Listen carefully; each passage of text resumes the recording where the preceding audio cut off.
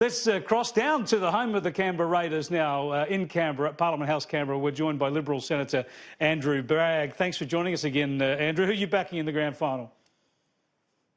Well, I've had my grand final last weekend. I'm actually a Geelong supporter, and we didn't make it.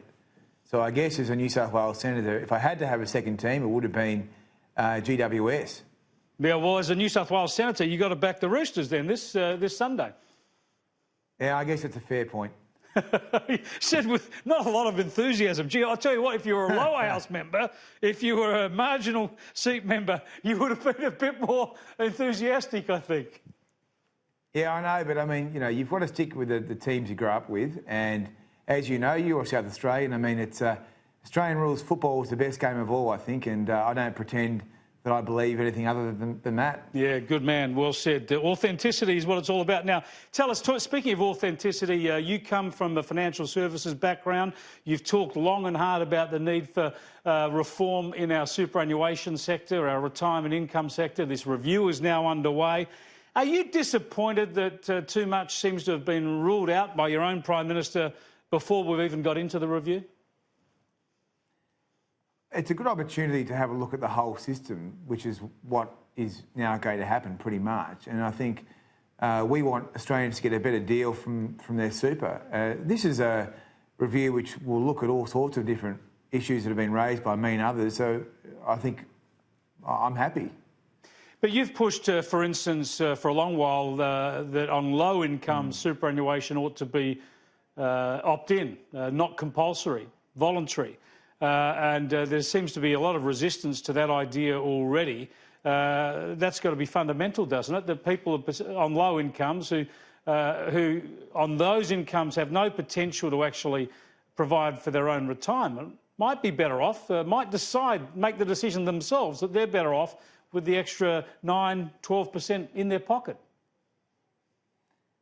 Well, I think all the issues that have been raised by me and others can be looked at during this process. And I think it's pretty unfortunate to see in the last few days, you know, Labor and the unions and their mates saying that they didn't like some of the people that had been picked to be the panellists just because they had a particular view. I mean, I thought the PM was right to say that, you know, Australia isn't run by union bosses and that the government will pick people that they think are, or the executive will pick people that they think are equipped to do the job. And the job here really is working out, is this scheme working for everyone? How do we get more retirement savings, and is it properly calibrated? I think these are good questions to ask, and we're showing that we're not afraid to look at some difficult issues. Well, one of the easy points I would have thought to talk about and to focus on, where most people would agree, surely, is to examine closely the fees that were being charged. Such a high percentage of what we put into super is being soaked up by fees. Are we being ripped off?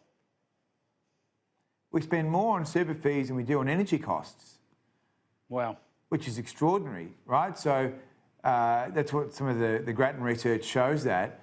So I think the view of the government is that workers can get a better deal from their super fund, and I think that's entirely legitimate. I mean, the industry is one of the best represented, best resourced lobbying and advocacy sectors in the country. And so I think trying to take on some of these vested interests and take the side of, you know, the quiet Australians is a really important thing for us to do, and I look forward to this review unfolding. One of the problems, though, one of the things that I would highlight as a mistake is, it's probably politically wise, I'll give him that, but Scott Morrison seems to already to have ruled out any focus on using the family home in a pension asset test. Now, the Audit Commission looked at this, the Ken Henry's tax review looked at this. Anybody who looks at this issue seriously says that that value of your main asset has to be considered in some way, shape or form in your pension eligibility. I think the PM has been very clear that that is out of scope. But what is in scope are the three pillars of the retirement system. So that's compulsory super, the age pension and voluntary savings. And that's a huge canvas of issues that can be looked at there. And as I said, I mean, the industry will often argue that, look, nothing should be looked at and it's absolutely perfect. But I think given that we compel people to save, we are heavily invested in this system as a government, and we want it to work for people. It's not there to work for, you know, people driving Lamborghinis or unionists. It's there to work for the workers. But in that respect then, isn't it unfair, the situation now where someone could be on a full-age pension living in a $2 million house, and in Sydney and Melbourne these days it doesn't need to be a mansion to be a $2 million house, and instead of them funding at least some of their retirement by drawing down on some of that capital, not necessarily selling the home, they can stay there if they want, but they might need to liquidate some of that capital through a reverse mortgage or the like. If we're still paying those people the pension instead, then effectively taxpayers, some low-income taxpayers, are just subsidising the inheritance of their children.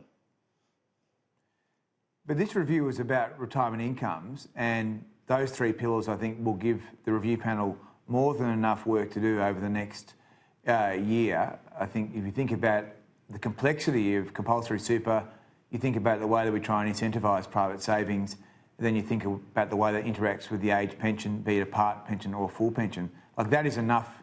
There are a lot of issues there to work through. So you reckon you can come back to the principal place of residence later on? Well, I think there's enough work for us to do in this review. All right, Andrew Bragg, thanks so much for joining us. All the best.